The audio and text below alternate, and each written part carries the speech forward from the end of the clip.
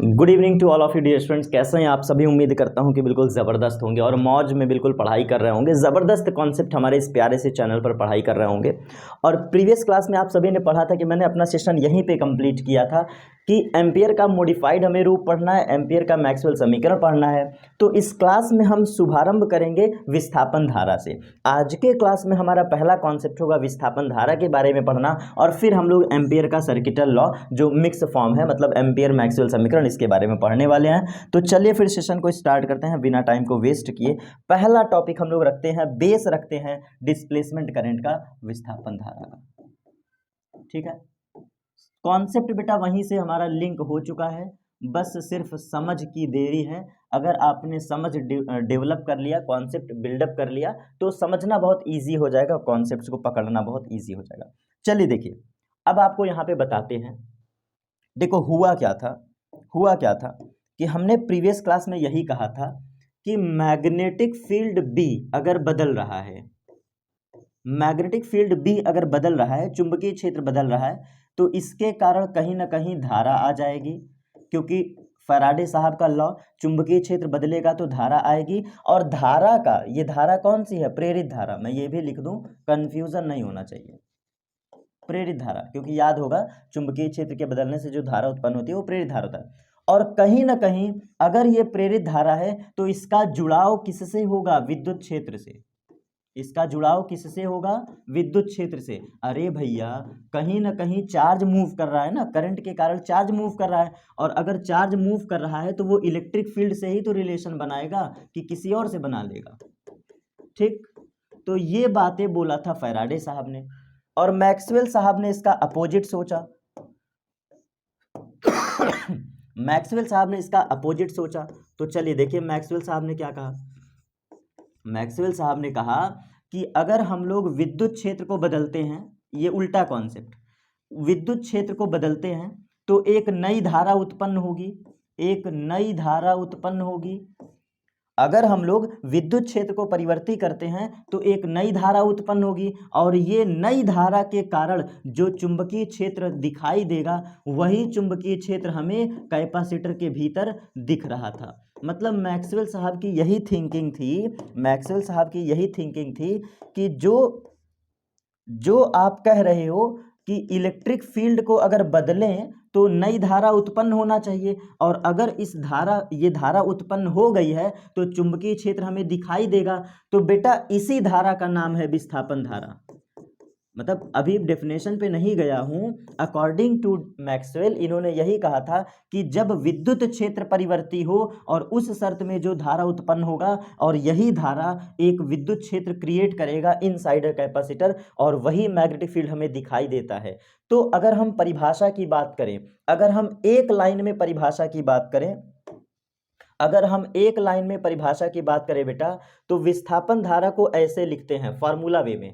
इसका फॉर्मूला पढ़ लो पहले, डायरेक्ट इसका फॉर्मूला देख लो, फिर आगे बताते हैं चीजें। विस्थापन धारा का सीधा फॉर्मूला कहता है ID. ID is equal to epsilon not D phi by D T, और ये D phi by D T जो है विद्युत फ्लक्स में परिवर्तन है। तो कहीं ना कहीं जो विस्थापन धारा है, देखो फिर से देख लो वही ऊपर वाला कॉन्सेप्ट, विस्थापन धारा जो है ये सीधा सीधा अनुक्रमानुपाती होता है D phi by D T के चेंज में। और D phi by D T कौन सा लेना है? इलेक्ट्रिक फ्लक्स का लेना है, न कि मैग्नेटिक फ्लक्स का। तो विस्थापन धारा सीधा सीधा विद्युत क्षेत्र के फ्लक्स में परिवर्तन की दर होती है। विद्युत फ्लक्स में परिवर्तन की दर ही सीधा सीधा डिस्प्लेसमेंट करंट होता है, according to definition. According to definition अगर हमारा विद्युत फ्लक्स की परिवर्तन दर हो रहा है, rate of change in electric flux, विद्युत फ्लक्स में परिवर्तन की दर अगर हो रहा है, तो इसके कारण विस्थापन धारा का जन्म होता है, और यही इसका फॉर्मूला है। लेकिन ये क्यों हुआ, कैसे हुआ, आइए कैपेसिटर के थ्रू देखते हैं। चलिए, पिछले क्लास में हमने शुरू किया था तो यहीं से कॉन्सेप्ट को समझाएंगे। देखो हमने एक कैपेसिटर लिया, ये हमने कैपेसिटर लिया, और ये कैपेसिटर एक बैटरी से जुड़ा है, आपको बहुत अच्छे से मालूम है।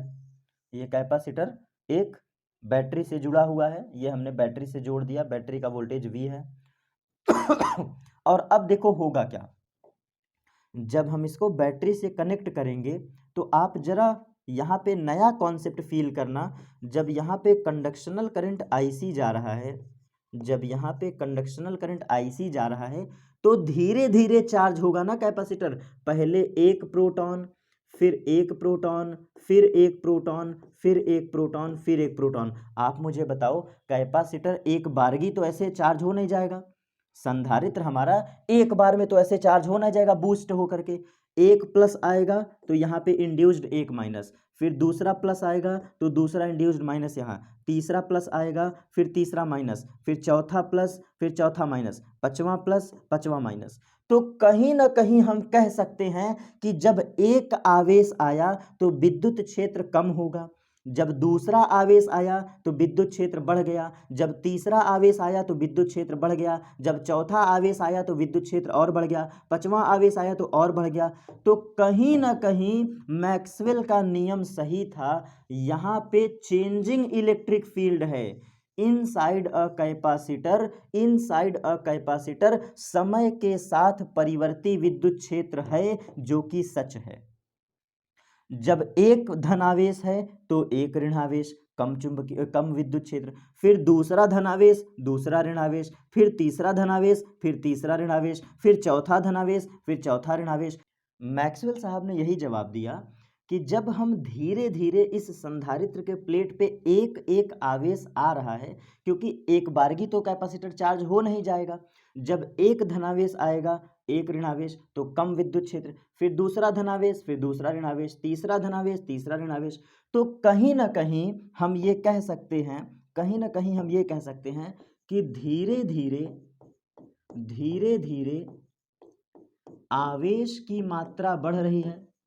धीरे धीरे आवेश की मात्रा, मतलब ये जो चार्ज हो रहा है कैपेसिटर, धीरे धीरे आवेश की मात्रा बढ़ रही है, बढ़ रही है। और इलेक्ट्रिक फील्ड मतलब विद्युत क्षेत्र, इलेक्ट्रिक फील्ड ये परिवर्ती होगा। इलेक्ट्रिक फील्ड परिवर्ती होगा। जाहिर सी बात है, धीरे धीरे आवेश की मात्रा बढ़ रही है तो धीरे धीरे विद्युत क्षेत्र बदलेगा। और यही विद्युत क्षेत्र कहीं ना कहीं विद्युत फ्लक्स में परिवर्तन करेगा, क्योंकि इलेक्ट्रिक फील्ड चेंज हो रहा है तो विद्युत फ्लक्स परिवर्ती होगा। विद्युत फ्लक्स परिवर्ती होगा, विद्युत फ्लक्स परिवर्ती होगा, जिसके परिणाम स्वरूप विद्युत फ्लक्स परिवर्ती होगा। देखो यहां पे पूरा कॉन्सेप्ट आप देख लीजिए।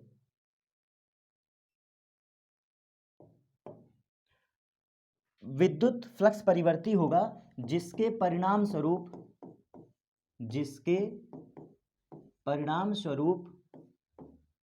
विस्थापन धारा हमें दिखाई देती है, जिसके परिणाम स्वरूप हमें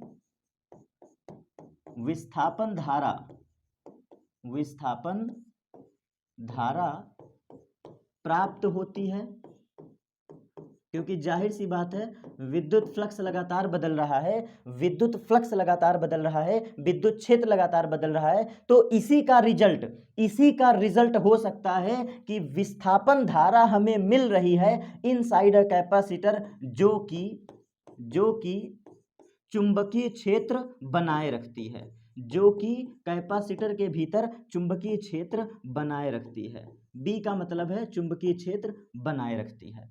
और इसी कॉन्सेप्ट को अब समझिएगा बेटा, इसी कॉन्सेप्ट को, ये जो मैं हिंदी में थियरी लिख रहा हूं, धीरे धीरे आवेश की मात्रा बढ़ती है तो विद्युत क्षेत्र बदलता है, और विद्युत क्षेत्र बदलता है तो विद्युत फ्लक्स बदलेगा, और विद्युत फ्लक्स के बदलने से विस्थापन धारा का जन्म होता है, और यही धारा डिस्प्लेसमेंट करंट का फॉर्म लेकर के मैग्नेटिक फील्ड बनाए रखती है इनसाइड अ कैपेसिटर। तो यही परिभाषा मैंने ऊपर लिखा है, क्योंकि वास्तविकता में डिस्प्लेसमेंट करंट की परिभाषा यही है, विस्थापन धारा सीधे सीधे डिपेंड करती है change of D phi by D T. और किसका D phi by D T? विद्युत क्षेत्र का परिवर्ती फ्लक्स सीधा सीधा डिपेंड करता है विस्थापन धारा को। और जब इसका अनुक्रमानुपाती हटाते हैं तो displacement current is equal to epsilon not D phi by D T. यही है इसका फॉर्मूला, हिंस प्रूव्ड। यहां से विस्थापन धारा का कॉन्सेप्ट रखता है, यहां से हम लोग विस्थापन धारा का कॉन्सेप्ट रखते हैं। अब क्वेश्चन ये भी उठता है कि सर अगर ये बात हिंदी में सही है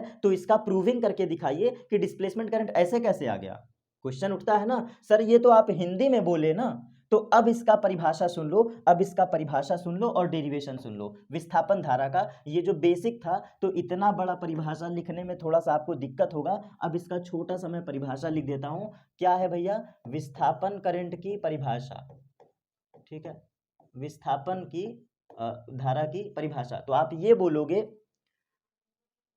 जब हम विद्युत फ्लक्स में लगातार परिवर्तन करते हैं तो एक धारा उत्पन्न होती है जिसे हम विस्थापन धारा कहते हैं। ऐसी धारा, यहां पे लिखेंगे आप, ऐसी धारा, सॉरी ज्यादा मोटा है, बोल्ड हो जा रहा है, इसको थोड़ा कम करें। ऐसी धारा लिख लीजिएगा, ऐसी धारा जो सिर्फ और सिर्फ, ऐसी धारा जो सिर्फ और सिर्फ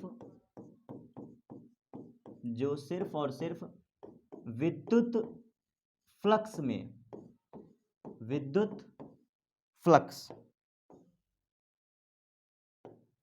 जो कि विद्युत फ्लक्स में या विद्युत क्षेत्र में, विद्युत क्षेत्र में लगातार परिवर्तन होने से, यही परिभाषा आपको लिखना है। ऐसी धारा जो सिर्फ और सिर्फ विद्युत फ्लक्स में या विद्युत क्षेत्र में लगातार परिवर्तन होने से उत्पन्न होती है या अस्तित्व में आती है, उत्पन्न होती है या अस्तित्व में आती है, अस्तित्व में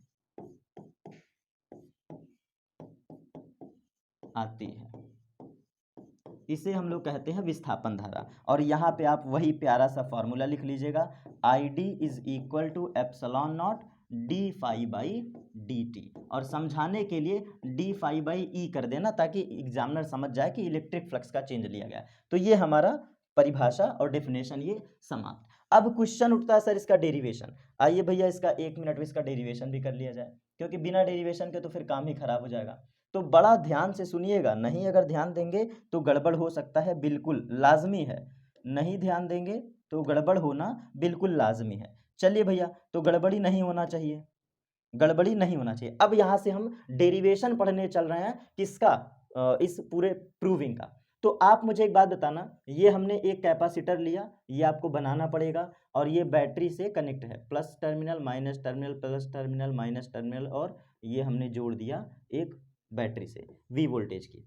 आप मुझे एक बात बताना बेटा, मेरे प्यारे बच्चों, मेरे प्यारे प्यारे बच्चों, प्यारे से बच्चों, अब हमने समझ लिया एक कॉन्सेप्ट, थोड़ा इसको फिर बड़ा मुझे करना पड़ेगा। हम पढ़ चुके हैं कि यहाँ पे कंडक्शनल करंट IC है और अंदर जो करंट है वो ID है, ID डिस्प्लेसमेंट, क्योंकि विद्युत क्षेत्र बदल रहा है। तो देखो देखो ध्यान से देखना, कैपेसिटर का फॉर्मूला क्या होता है? कैपेसिटर का फॉर्मूला होता है C बराबर epsilon not A by D. मानते हो? यस सर, मानते हैं, क्योंकि इसकी धारिता C है। ठीक, अब दूसरा क्वेश्चन है, मेरा दूसरा प्रश्न है कि इलेक्ट्रिक फील्ड की वैल्यू क्या होती है इनसाइड अ कैपेसिटर? तो इलेक्ट्रिक फील्ड की वैल्यू होती है सिग्मा अपॉन एप्सिलॉन नॉट। ये भी आपको पता होगा। यस सर, हम पढ़े हैं। कैपेसिटर के भीतर जो इलेक्ट्रिक फील्ड होती है वो सिग्मा अपॉन एप्सिलॉन नॉट होती है। यस सर, बिल्कुल मानते हैं आपकी बात। ठीक, चलो यहां तक मानते हो। अब एक बात बताना, अगर हम लोग फ्लक्स निकालना चाहें, अगर हम लोग विद्युत फ्लक्स निकालना चाहें, क्योंकि परिभाषा क्या कह रहा है? D phi by D T, परिभाषा क्या कर रहा है, डिस्प्लेसमेंट करंट अगर परिभाषित करना चाहते हो तो फ्लक्स में परिवर्तन निकालो। तो अब हमको करना पड़ेगा विद्युत फ्लक्स निकालना पड़ेगा। तो फ्लक्स के फॉर्मूले से फाई बराबर EA कॉस थीटा। बड़ी समस्या है सर, ई कहाँ से आ गया, एरिया कौन सा लेंगे, कॉस थीटा कैसे, अरे बाप रे बाप सर कैसे करेंगे, फंसा दिए आप, तो आप फंसा दिए। इतना बड़ा फॉर्मूला हम तो सुने थे फ्लक्स बराबर होता है EA कॉस थीटा, लेकिन इस पूरे डेरिवेशन में आपने एक बार नहीं बताया कि ई कैसे लेंगे, एरिया कैसे लेंगे, कॉस थीटा कैसे लेंगे। हम है ना, काहे टेंशन लेते हो। चलो देखो अब हम आपकी हेल्प करते हैं, बहुत ध्यान से समझना। अगर हम इस कैपेसिटर का प्लेट एरिया ए ले लें, आपको बचपन से पता ही है कैपेसिटर का एरिया ए लेते हैं, ठीक ठीक है। इस कैपेसिटर के प्लेट का एरिया ए है, इसी के बराबर, इसी के सेम साइज का एक आभासी लूप हमने रख दिया। ये देखो एक आभासी लूप हमने रख दिया जिसका नाम है C2। ये लूप है, कैपेसिटर नहीं है, कैपेसिटर मत समझ जाना, ये एक लूप है, नाम बदलना चाहो बदल दो। तो एक हमने आभासी लूप रखा, ये आभासी लूप जिसका क्षेत्रफल कितना है, A है। हमने कैपेसिटर के भीतर एक आभासी लूप रखा जिसका एरिया ए है। सर क्यों रखा, अब आइए बताते हैं। क्योंकि विद्युत फ्लक्स कहता है, क्योंकि विद्युत फ्लक्स कहता है किसी काल्पनिक पृष्ठ से, किसी काल्पनिक पृष्ठ से होकर गुजरने वाले चुंबकीय बल रेखाओं की संख्या ही क्या कहलाती है, विद्युत फ्लक्स। तो यहाँ पे आप देखो, यहाँ पे देखो इलेक्ट्रिक फील्ड कैसे बन रहा है, पॉजिटिव टू निगेटिव। देख लो कैपेसिटर के भीतर कैसा फील्ड लाइंस बन रहा है, पॉजिटिव टू निगेटिव, सही है। और ये हमने जो पिंक कलर से एक लूप रखा है, गुलाबी कलर से ये एक लूप रखा है, ये काल्पनिक लूप है जो कि लंबवत रखा है, परपेंडिकुलर टू द कैपेसिटर। तो इसका डीए कैसे होगा, इसी डायरेक्शन में डीए होगा, आप पढ़े हैं सतह के लंबवत होता है डीए, और हमने रखा भी परपेंडिकुलर है। तो ये कॉइल ऐसे प्लेस है, ऐसे, मेरा हाथ देख लो बेटा, ये जो कॉइल है, जो C2 कॉइल है बीच में रखा गया है, ये ऐसे रखा है, ऐसे, ठीक है। तो इलेक्ट्रिक फील्ड यूं है, इलेक्ट्रिक फील्ड यूं है, और हमने आभासी कॉइल ऐसे रखा। तो आप मुझे बताओ अगर एरिया ऐसे है तो डीए वेक्टर इधर होगा, डीए वेक्टर इधर होगा, और इलेक्ट्रिक फील्ड ऑलरेडी है, तो ई और ए के बीच का एंगल कितना हो गया, 0 डिग्री। तो अब हमारा देखो फ्लक्स का जो मान होगा, जो हमारा फ्लक्स का मान होगा, देखो यहां से हम लोग का फ्लक्स का मान जो होगा फाई बराबर EA कॉस ऑफ 0 डिग्री। क्यों, क्योंकि इलेक्ट्रिक फील्ड और एरिया वेक्टर दोनों समांतर हैं, थीटा बराबर 0 डिग्री। इसी डायग्राम को मैंने तोड़ करके यहां बना दिया, ठीक है। फ्लक्स की वैल्यू क्या होगा, EA कॉस थीटा। अब देखो जो फाई की वैल्यू है, इलेक्ट्रिक फील्ड कितना होता है, कैपेसिटर के भीतर इलेक्ट्रिक फील्ड है सिग्मा अपॉन एप्सिलॉन नॉट, मानते हो, मानते हो कि नहीं। हमें फ्लक्स ही निकालना था, दो कॉन्सेप्ट हमने बेसिक लिया, सी की वैल्यू ये, इलेक्ट्रिक फील्ड ये, हमें पता होता है। तो हम पहला फॉर्मूला लगाएंगे, पहला फॉर्मूला विद्युत फ्लक्स बराबर फाई बराबर EA कॉस थीटा, जो कि हम जानते हैं, और ई की value sigma upon epsilon not, area की जगह ए रख दो, और कॉस 0 हो गया 1। और जैसा कि हम जानते हैं सिग्मा बराबर होता है क्यू अपॉन एरिया, सिग्मा बराबर होता है क्यू अपॉन एरिया। एक सेकंड इसको छोटा कर दिया जाए थोड़ा सा, इसको थोड़ा सा छोटा कर दें ताकि हम लिख पाए सही वे में। चलिए देखिए अब इसको थोड़ा छोटा कर देते हैं, ये हमारा कॉन्सेप्ट यहाँ आ गया। देखो ध्यान से देखना, ध्यान से हमें भैया मेहनत करके, मेहनत करना है, हमें मेहनत करके किसी भी तरह चुंबकीय फ्लक्स में परिवर्तन निकालना हो, विद्युत फ्लक्स में परिवर्तन निकालना होगा। ये विद्युत फ्लक्स में परिवर्तन, क्योंकि विद्युत फ्लक्स में परिवर्तन की दर ही विस्थापन धारा होती है। तो फॉर्मूला लगा EA कॉस थीटा, कहाँ से इलेक्ट्रिक फील्ड ले आएंगे, तो सिग्मा अपॉन एप्सिलॉन नॉट। अब एरिया कहाँ से ले आए, तो काल्पनिक एरिया हमने इनसाइड अ कैपेसिटर एज्यूम कर लिया। तो अब मुझे बताना बेटा, मुझे बताना क्या यहाँ पे हम लोग सिग्मा बराबर Q बाई ए रख सकते हैं।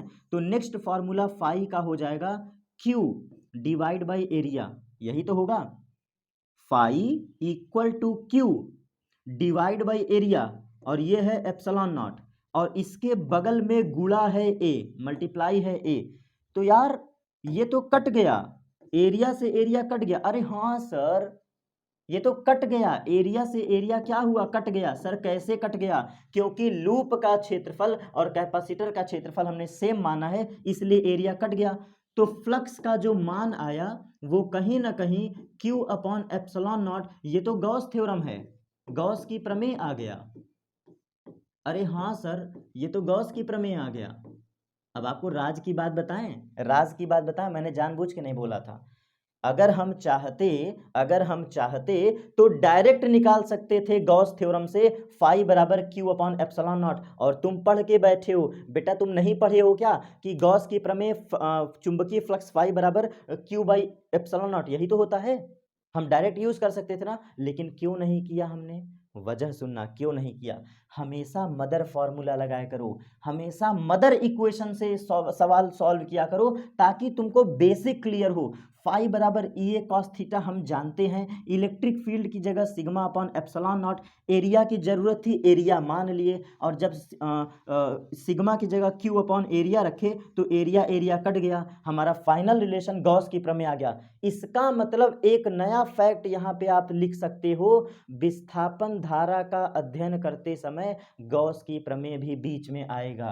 तो नोट करके लिख लो, नोट करके लिख लो, विस्थापन धारा का अध्ययन करते समय, ये है किताबों में, विस्थापन धारा का मान ज्ञात करने में, विस्थापन धारा का मान ज्ञात करने में गॉस की प्रमेय भी उपयोग होती है, गॉस की प्रमेय का उपयोग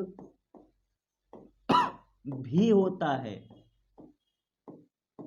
बात समझ में आया, कहीं ना कहीं डिस्प्लेसमेंट करंट को निकालने में गॉस थ्योरम भी यूज होती है, तो ये भी इक्वेशन आपके लिए काम का है।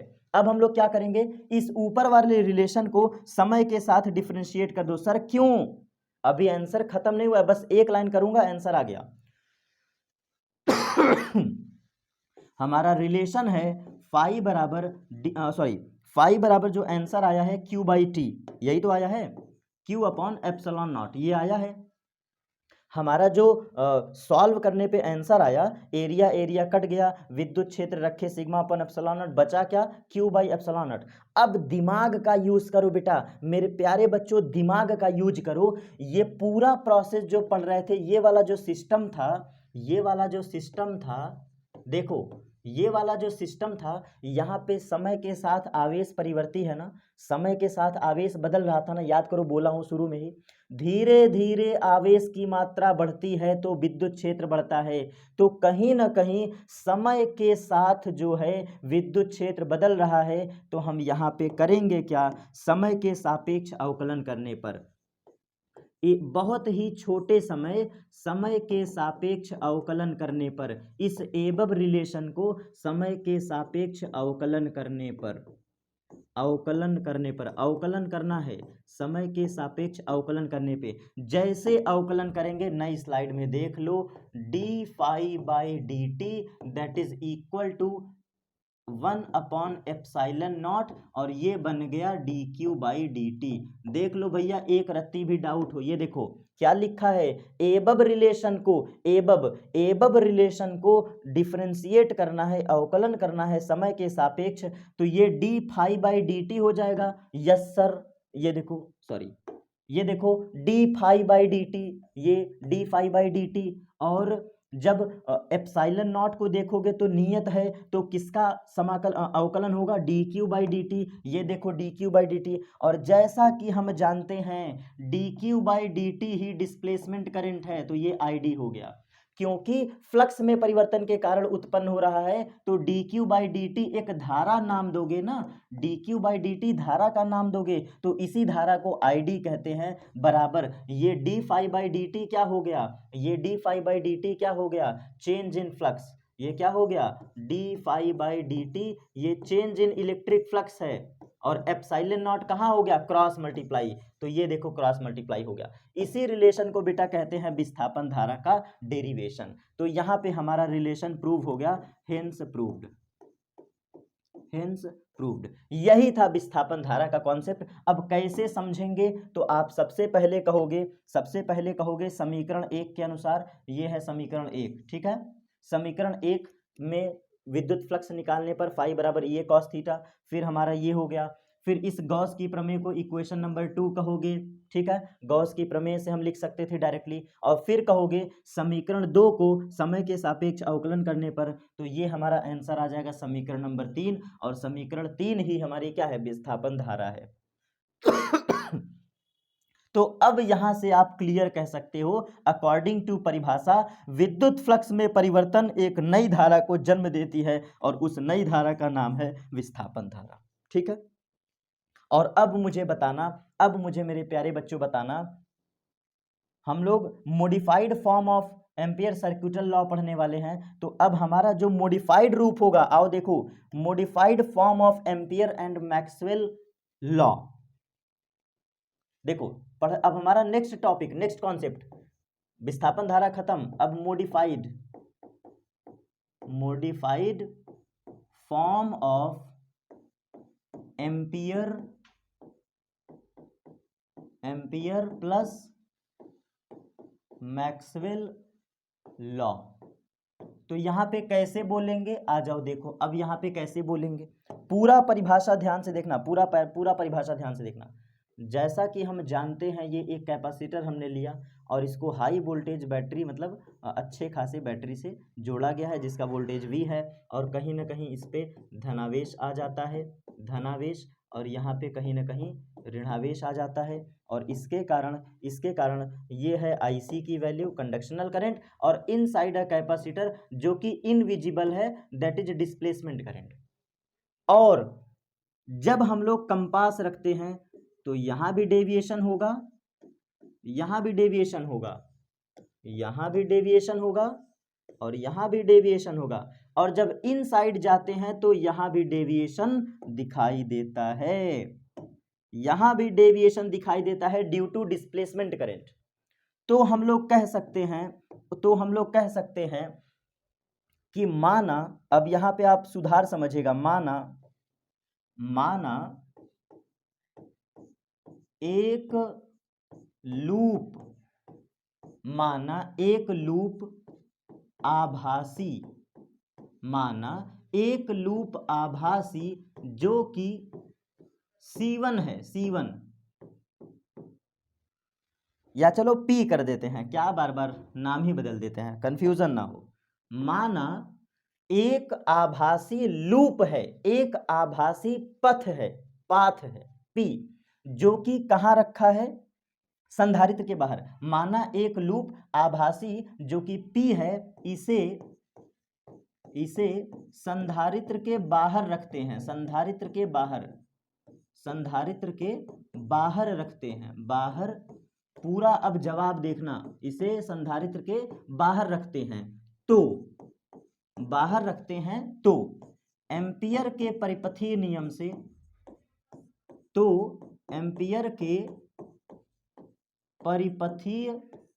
नियम से जवाब सुनते चलेगा, बहुत तगड़ा डेरिवेशन है, मॉडिफाइड फॉर्म पढ़ा रहा हूं। माना एक लूप P है जो कि संधारित्र के बाहर रखते हैं, तो संधारित्र के बाहर रखते हैं, मैं कलर चेंज कर दे रहा हूं ताकि आपको दिक्कत ना हो, डार्क पेन है, और ध्यान दीजिएगा डार्क। इस कॉइल को मैंने यहां रखा, ये देखो कॉइल, ये कॉइल है आभासी कॉइल, और इस कॉइल का नाम है P कॉइल, जो कि बाहर है, ठीक है। तो इस कॉइल P के कारण जो एम्पियर सर्किटल लॉ कहेगा, एम्पियर का परिपथीय नियम कहता है line integral of B dot dl, ये देखो line integral of B dot dl that is equal to mu not times IC, और इक्वेशन नंबर 1 यही हम पढ़े हैं। क्यों सर, क्योंकि ये एक तार है, देखो ऐसे तार है, आप फील करना, ये IC करंट ऐसे ही जा रहा है कैपेसिटर में, तो यहां एक आभासी लूप हमने रख दिया, काल्पनिक पथ, एम्पियर का परिपथीय नियम लगाने के लिए वृत्त मानते हो ना, याद करो, एम्पियर का परिपथीय नियम लगाने के लिए एक वृत्त मानते हो ना, वृत्ताकार लूप, काल्पनिक पथ, तो वही काल्पनिक पथ P है, तो जिसके कारण IC बराबर 1 हो गया। अब हम लोग क्या करेंगे, इस संधारित्र के भीतर, अब दूसरा पॉइंट, इस संधारित्र के भीतर इस संधारित्र के भीतर एक लूप, इस संधारित्र के भीतर एक लूप Q जो कि, देखो इस संधारित्र के भीतर एक लूप Q जो कि P के समान है, P के समान है, बिल्कुल P के एकदम सेम साइज का, P के समान है, इसे भीतर रखने पर, भीतर रखने पर इस संधारित्र के भीतर, अगला पॉइंट नेक्स्ट स्टेप में, सेकंड स्टेप में, इस संधारित्र के भीतर, ये बाहर था ये भीतर है, इस संधारित्र के भीतर एक लूप Q जो कि सेम साइज ऑफ P है, सेम साइज ऑफ P है, इसे भीतर रखने पर, भीतर रखने पर, अब इस कॉइल को बनाते हैं, आइए देखिए। अब हमने बीच में कॉइल रख दिया, सेम साइज, बिल्कुल सेम है बेटा, एकदम सेम, और इस कॉइल का नाम है Q। ठीक, तो अगले स्लाइड में चलते हैं, क्योंकि ये बात आप लिख लो, या इसी में देखो हम छोटा कर दे, रुको आप स्क्रीनशॉट ले लीजिए, मैं साइड में हो जा रहा हूं, सब कुछ सही है। अब चलते हैं, स्क्रीनशॉट ले लीजिए।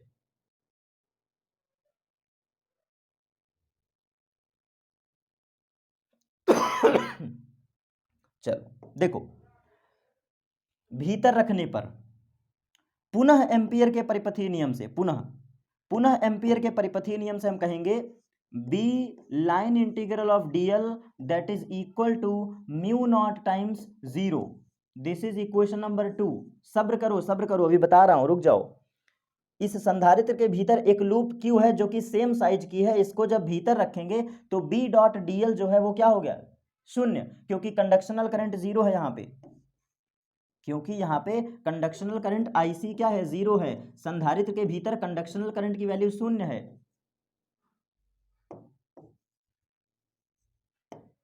संधारित्र के भीतर कंडक्शनल करंट क्या है, शून्य है। तो अब हम लोग यहाँ पे इसी को कहे थे इनकंसिस्टेंसी, इसी शब्द को हम कहते थे इनकंसिस्टेंसी। क्यों? क्योंकि हर जगह चुंबकीय क्षेत्र बराबर मिल रहा है, देख लो हर जगह चुंबकीय क्षेत्र बराबर मिल रहा है। So equation 1 not equal to equation 2, not equal to equation 2। और इसी में अगर हम सुधार कर दें तो मैक्सवेल के अनुसार, अब देखो यहां पे अब यही मॉडिफाइड फॉर्म है, देखो मैक्सवेल के, यार ये कलर थोड़ा, एक मिनट, ये कलर क्यों नहीं मेरा प्यारा सा चेंज हो रहा है। चलो देखो, मुझे ये वाला फॉर्म अच्छा लग रहा है ना कलर का, इसलिए अच्छा है। देखो मैक्सवेल के विस्थापन धारा, मैक्सवेल के विस्थापन धारा के अनुसार, मैक्सवेल के विस्थापन धारा के अनुसार अगर हम लोग इसी उपर्युक्त इक्वेशन को बराबर करना चाहते हैं, अगर हम चाहते हैं कि इक्वेशन 1 और इक्वेशन 2 क्या हो जाए बेटा, बराबर हो जाए, तो हम लोग क्या करेंगे, IC की जगह रख दो ID।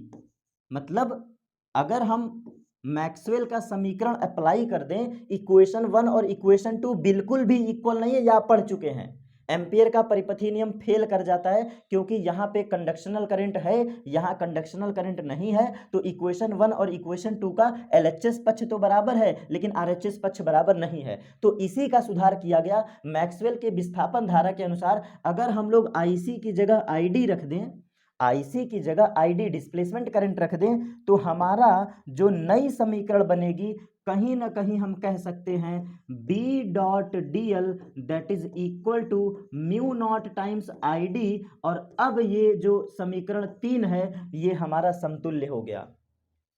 समीकरण 1 और समीकरण 3 देखो ध्यान से, समीकरण 1 और समीकरण 3 अगर इन दो को बहुत ध्यान से देखें तो हम कह सकते हैं कि ये इक्वेशन समतुल्य हो गया, बराबर हो गया, और फाइनली इसी को कहते हैं modified form of ampere circuital law. और अब देखो दोनों का चुंबकीय क्षेत्र बराबर करना है, तो यहां से हम कह सकते हैं दोनों समीकरण को मिला करके, देखो समीकरण 1 एवं समीकरण 3 से समीकरण 1 और समीकरण 3 से हम कह सकते हैं, समीकरण 1 और समीकरण 3 से हम कह सकते हैं कि line integral of B dot DL,